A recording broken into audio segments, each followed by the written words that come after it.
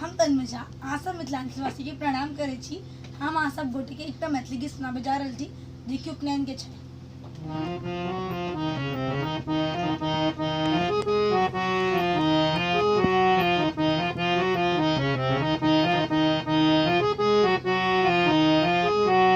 बाबू तोहर अलबेला रे बउआ सब धन देलन लुटाई रे। बाबू तोहर अलबेला रे बउआ सब धन देलन लुटाई रे।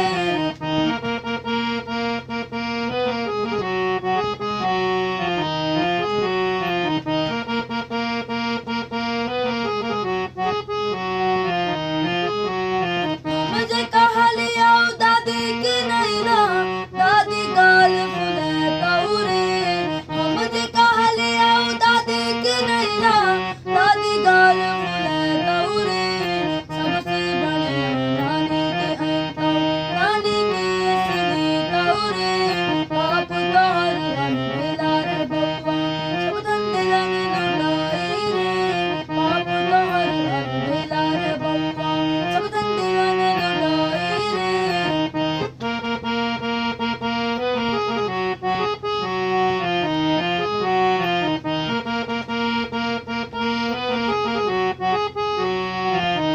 मुझे कहली आओ दीदी के नैना दीदी मुँह फुलैतौ रे।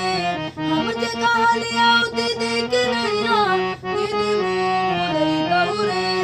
सबसे बढ़िया मौसी के अइतौ मौसी सब गीत गैतौ रे। बाप तोहर अलबेला रे बउआ सब धन देलन लुटाई रे। बाप तोहर अलबेला रे बउआ सब धन देलन लुटाई रे।